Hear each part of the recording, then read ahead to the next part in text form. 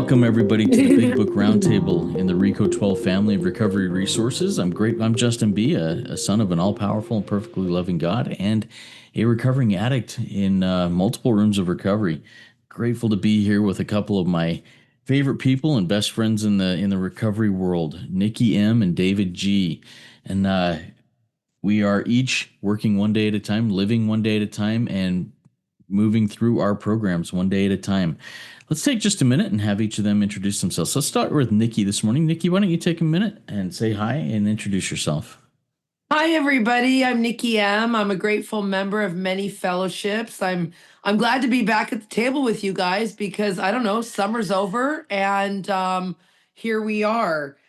I have a dog that's not doing well right now, so I'm grateful when you prayed us in, Justin, that you asked that all the distractions of the world be put aside because this noise that this dog is making is eating my soul. It's just he's suffering, and it's like, what do you do? And they don't communicate in English, so but I speak Big Book. I got to teach Toby that. Thank you, Nikki, and sorry your dog's not doing well. Hopefully all comes together okay there. David, why don't you take a minute and introduce yourself? Yeah, absolutely, Justin. Thank you for your service to the RICO 12 community across the world. And Nikki, so good to see you and be here with you this morning.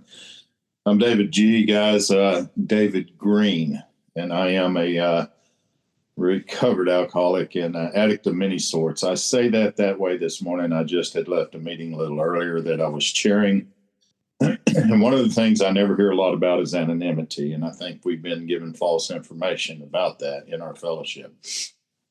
If you have a copy of Dr. Bob and the Good Old Timers on page 264, you may take a look at that. It will give you a completely different outlook on anonymity. He says to not introduce your full name at a meeting is a violation of our 11th tradition. So, again, I am David Green, alcoholic addict of many sorts, living in Oklahoma, USA. Recovery date of August 8th, 1994. Really good to be here with you guys. Well, thank you, David, and that's something I'll need to look into and consider that for myself. So thank you for sharing that. As many of you are aware, if you have not already listened to, participated in the Big Book Roundtable, what we do here is we go line by line through the Big Book. We are currently in the chapter Working with Others. We're getting close to the end of this, and this is we're getting close to the end of the 12 steps, and then further on we go into other things that are very helpful in our recovery. But we're getting close to the end of this section of the Big Book, and I'm excited to go through that. But what we do, like I said, line by line, and then each of us around this round table share our experience, strength, and hope, a little bit of historical background or insights that we've each obtained as we have gone through the Big Book with our sponsors, with our sponsees, and as we've worked our recovery.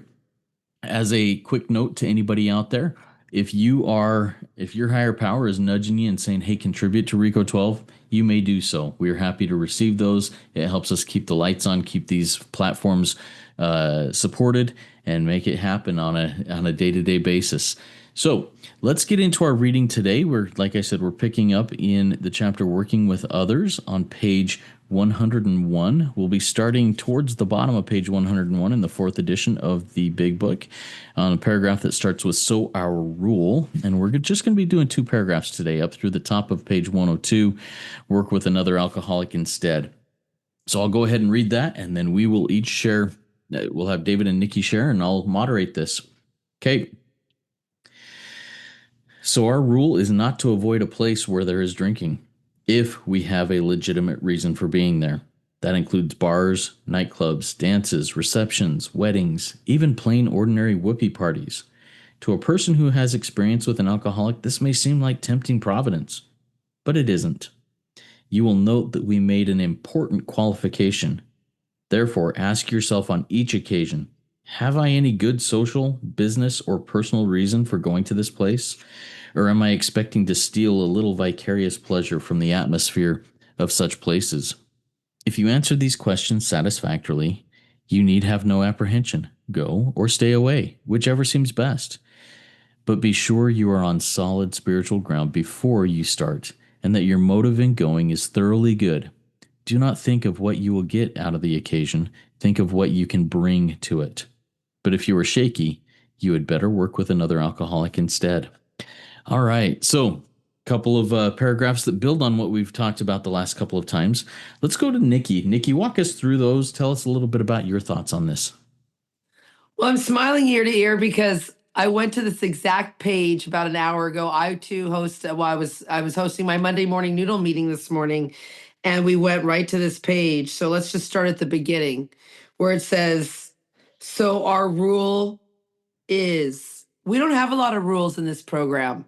We read a rule on page 74, which is, the rule is we must be hard on ourselves, but always considerate of others.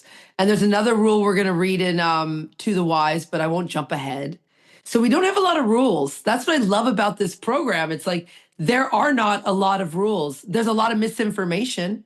In 2025, there's a lot of misinformation. So make sure that you have a big book between you and your sponsee, or you and your meeting at all times, so you can refer to these great things that even the books that David refers us to. It's just amazing.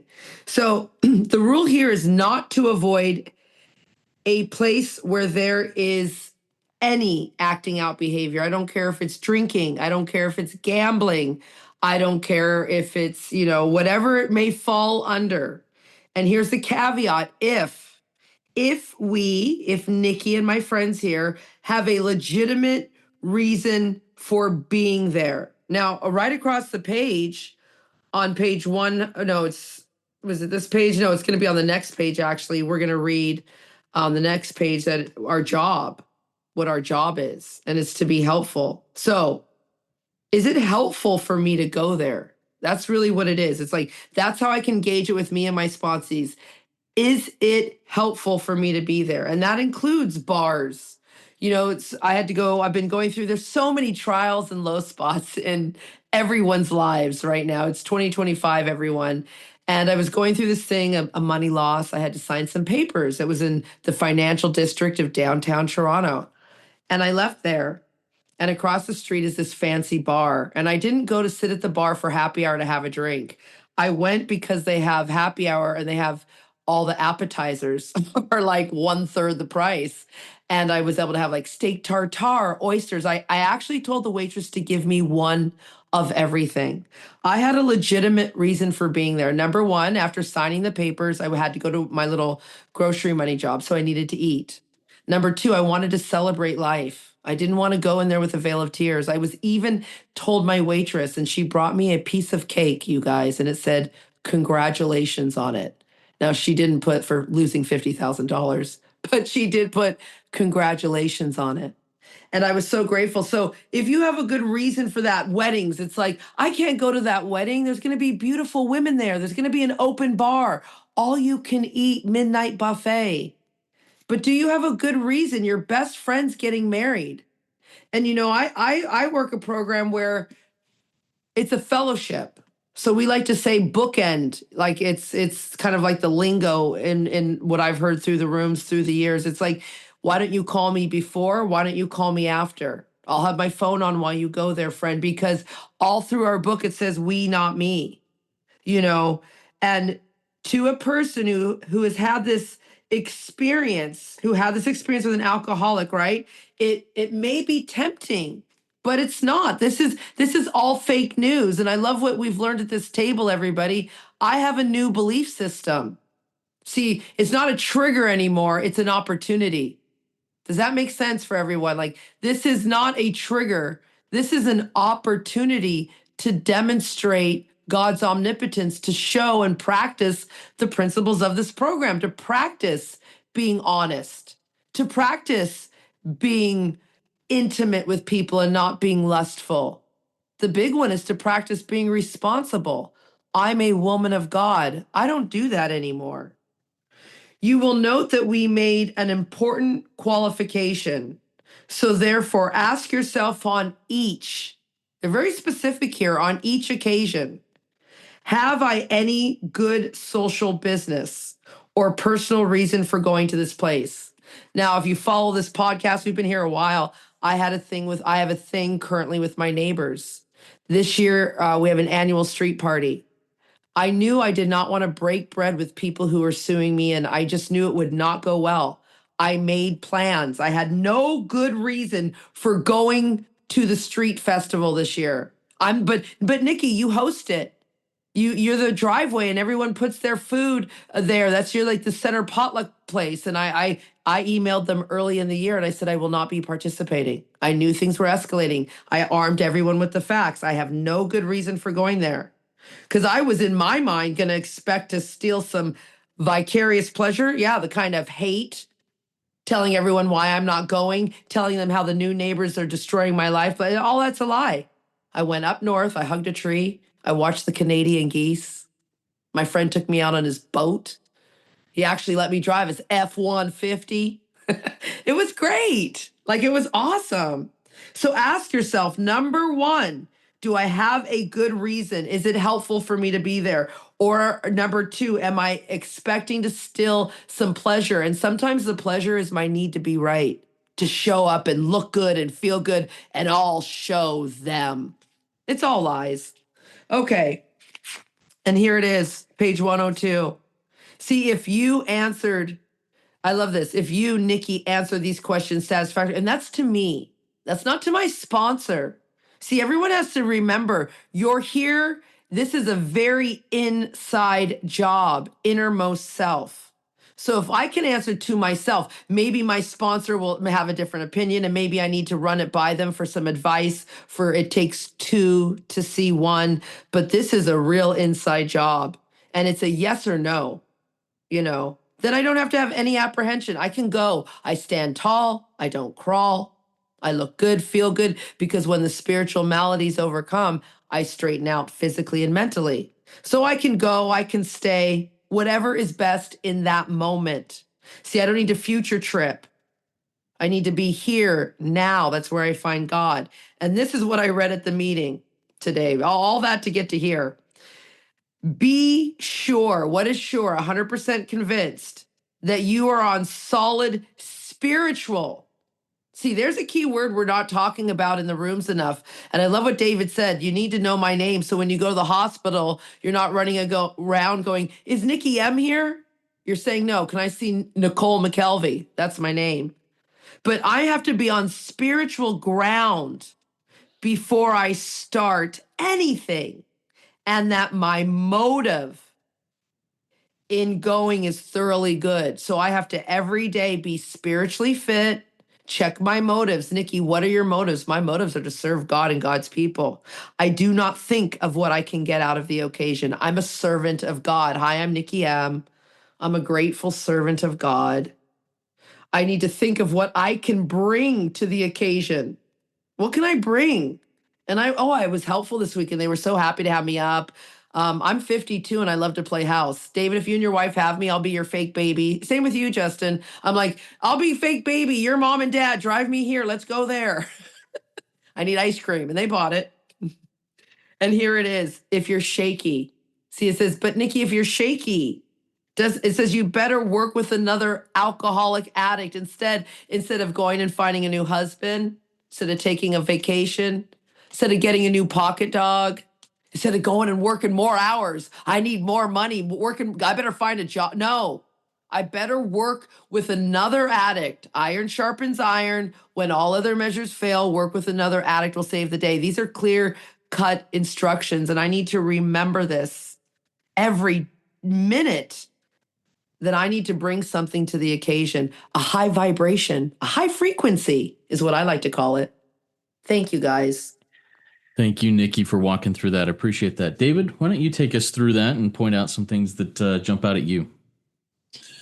Yeah, absolutely, Justin. It's a really good part of the book. Remember, this is the second visit by now. We've agreed to sponsor this person, and they're just really giving us some good things to do and some very good things not to do. And I can remember when I was about 1 year sober, maybe less, maybe a little more, but not much. In AA in the early days, back in the 90s, we would go to these big conferences where there would probably be 1,000 people or more, and So I can remember after the speakers were over one night, and I was young back then. Hell, I didn't go to bed at 9 o'clock like I do these days. And I wanted to stay up all night long, you know. And they said, hey, we're going to have a dance. And I thought, oh, hell yeah, we are. And we're going to dance. And so they said, we have live entertainment. And they brought this woman up there. Now my Choctaw, my Indian name is Subi Aka. And what that means is hog killer. And there's a whole story up behind that because I earned that name by killing hogs. And it's a very, very terrible, terrible, terrible sound.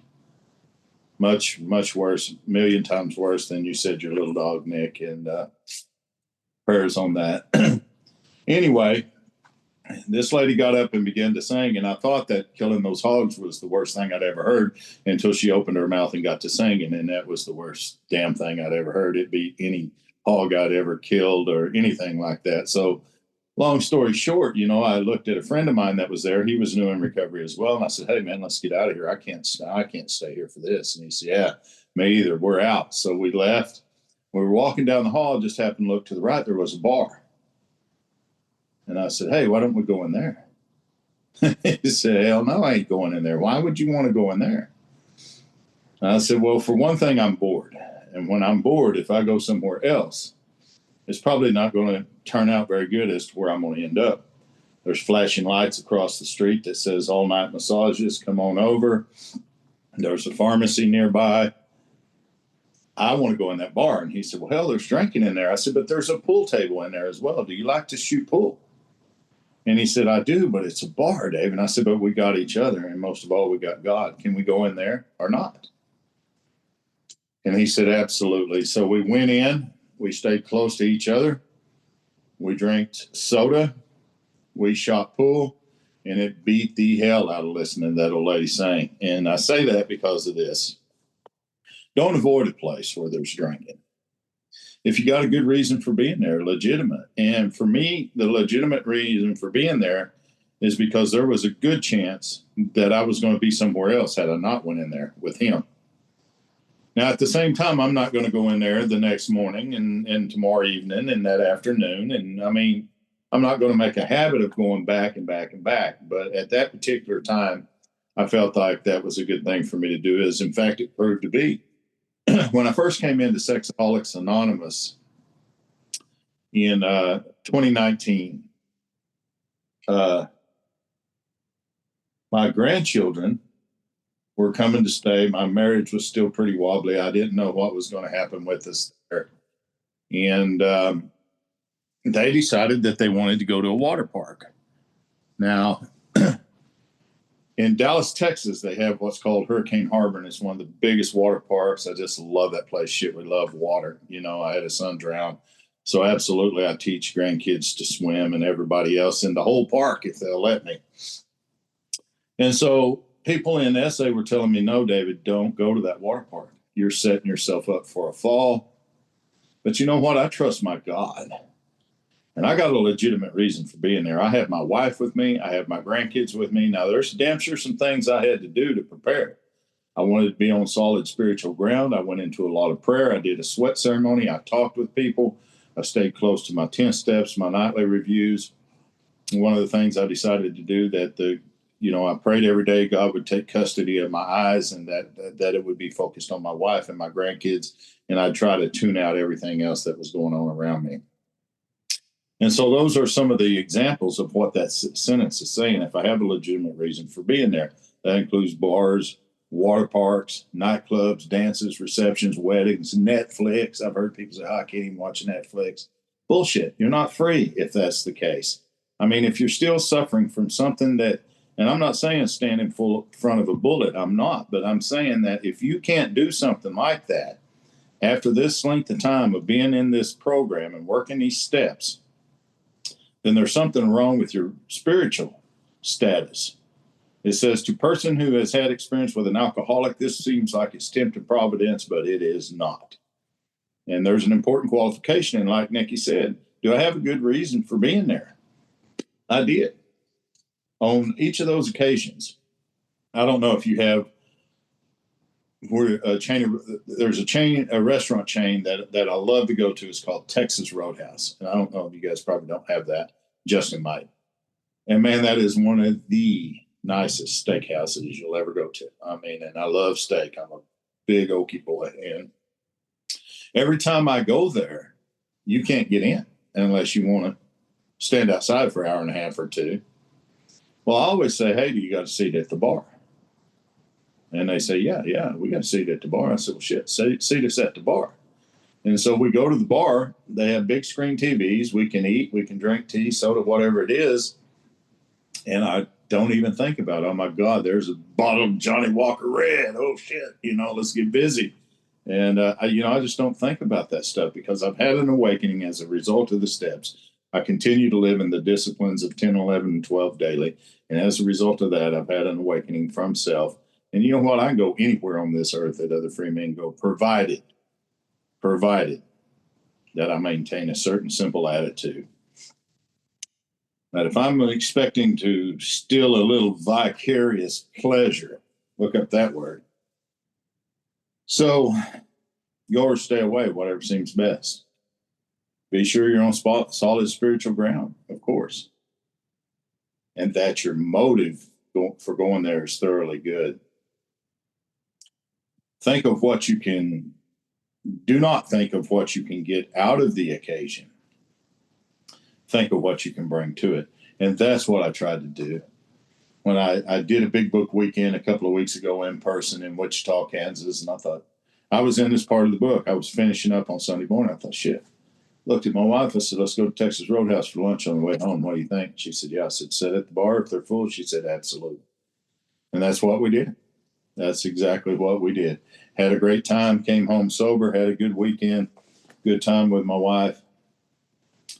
Now, had I felt out of sorts, if I'd have been suffering a little bit with depression or anxiety, or I was been super, super resentful that day or fearful or something, then I probably would have tried to turn my work, like it says there, with someone else. And so you always have to sit down and get into the book with somebody.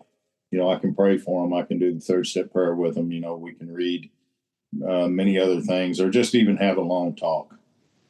I like what it says. Why sit with a long face in the places where there's drinking, sign about the good old days? Man, I haven't done that in so long. I barely remember what it's like.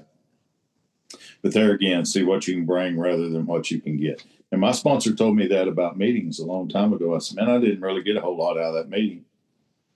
He said, that's because you was trying to get something from the meeting instead of trying to give something to it. He said, change that. Try to give something to the meeting, and I promise you'll get more than you ever dreamed of. And that's been the truth ever since. So look at another instruction here. Try to increase the pleasure of those there. Hell, it ain't all about me no more. Can I make you laugh? Can I tell you a joke that'll make you laugh? I do that every time I step to the podium or go to a Big Book weekend study that I host. Always tell a joke, break the ice. This is good stuff, y'all. Hell, if I can't live here free and happy and do things that normal people do, there's a limit, and I have to watch myself. Absolutely. I'm not saying that would I go to Hurricane Harbor every weekend just to hang out? Grandkids don't need to come. They're not here. Why? No, none of that shit. But you know what? If I have a family reunion and there's drinking there or whatever, I'm not going to miss that because I'm scared I'm going to drink. I'm just not. I'm going to go. I'm going to be enthusiastic. And I may be the one person sitting there sober that somebody else sees and says, hey, that dude wasn't drinking. Wonder what's up with him. Let's give him a call and find out. Then I'm going to slowly incorporate the program of action as I've learned it here. So this is really good information. And this is exactly how we work with others. It is. I mean, the rest of it has told us what to do, when to do it. This chapter's been no different. So I'm really grateful to be here. It's been a few weeks, and I'm really glad to be back with you guys. Thank you. It is. Thank you, David. It is good to be back together. It has been a few weeks, and I'm grateful to get back going on this. So, just a couple of real quick observations or questions. First one for Nikki. You mentioned, triggers versus opportunities. If I'm in a place, oh, this is a trigger. No, that if I'm in fit spiritual condition, it becomes an opportunity to, to contribute to life, to pack into the stream of life. Talk to us a little bit more about that difference between triggers and opportunities, Nikki. That's a great question. And of course, as you know, I don't like the word trigger because life is a trigger. Waking up and just being human is. But what this is we're in Earth School, everybody. This is Earth School. So everything is a test. Everything is an opportunity. You guys know I talk about my friend Joyce Meyer in Missouri. And she says, without the test, you won't have the testimony. Now, Justin, how are we going to witness for people if we don't have these opportunities to practice? And how are we going to get good? Let's go to the baseball analogy, okay, for our Justin B. Okay, like we can sit here and talk about it and talk about what it's going to be like when we play that game and but until we get out and we start throwing the ball and hitting the bat and taking the shots, you know, Michael Jordan had to take all of the shots all of the time. He didn't make all of the shots all of the time, but he had to take all of the shots all of the time. So that's the same with this thing. We have to go out there in the firing lines. We're soldiers. And so I get these tests. I get this person says that has that. They have what I want. I can't get what I want. They have what I need. What do? Do I just sit there and start throwing my hands up and say, forget it, let's just crash this and let's just, burn our life into the ground? Or do I pause and do I say this? What does the book say? Oh, I'm an awful singer. Worse than the pigs. Wait, let me do it one more time for David. What does the book say? That's awful pig sound. Okay, here we go. It says a lot. It says that when trouble comes, like there's an all-you-can-eat buffet, there's beautiful women and it's summer and everyone's doing crazy things. It's an opportunity to cheerfully, thank you, God. I get to practice. I get to hit the bat again, as Justin would say. I get to throw the ball again. And then after years, 13 years of I've been in this room, I'm getting good at going places and not being interested in anything because, of course, my new belief system says, Nikki, you don't do that anymore. I hope that's helpful. Thank you, Nikki. Thank you for sharing your experience on that. David, so this comes from a fairly recent experience I had with somebody that I work with in recovery. It's not a sponsee, but it's somebody who reaches out to me pretty regularly. And the person was going to go someplace that, if he's not in fit spiritual condition, would cause lots of problems. And as he was sharing things with me, it sounded to me like he was going to be trying to pull some vicarious pleasure from it. And I tried to call him on it, and it just didn't sink in. How, David, in your experience, how do you communicate? Hey, maybe right now you should work with another alcoholic instead of doing that to somebody who's not in fit spiritual condition. Yeah, great question, Justin. And fortunately, I've had the gift of being a sponsor for many, many years, and I've seen a lot of the same things that you're describing there. One of the things is I like to walk through the scenarios of what this is going to look like and how it's going to happen, And so what I do is, in a situation like yours, I'd say, okay, I've heard your idea, but here's mine. Here's my experience with this. If I go to where you're going with the mindset that you're in, let's look at some of the things that are going to happen. And I'll give you an example. I worked on a drilling rig in the oil field for years, and those are big, rough, tough, mean cats, and I just fit right in. I just like to sling mud and get crazy all day long. And hell, I was sober and they were drinking, and that was the difference. So my stepson turned 18, and he wanted to work on the rig. And I said, dude, I'd rather you do anything but that. Don't do that. And so he said, okay. And, but I'm coming anyway if I can get a job. And so, long story short, I got him a job. And there was a guy that worked on our crew, and he was what I would call squirrely. He was kind of he was explosive. He was uneasy. He just wasn't very healthy. And so one day, we were driving home, and my son looked over at me and he said, I think I'm going to get a tattoo. And I said, I don't think that's a good idea. He said, I do. I've wanted one for a long time. He said, and I'm going to get one for Brian. That was this guy's name. And I said, oh, you talking about Brian on our crew? And he said, yes. And I said, man, it's pretty crazy that he can't remember which way to turn a wrench and put a wrench. And he said, yeah, it really is. And I said, do you ever see how he gets lost and he gets confused sometimes and he'll go up the wrong ladder versus this one? He says, I know, it's crazy, huh? And we went through all these scenarios. And then finally I looked at him and I said, why would you want somebody like that drawing on your body?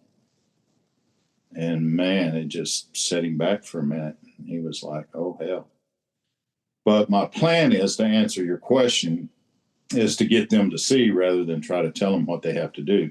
Because you try to tell an alcoholic or an addict what they have to do, they're going to do damn sure the opposite most times. And it's that's kind of been my experience with that.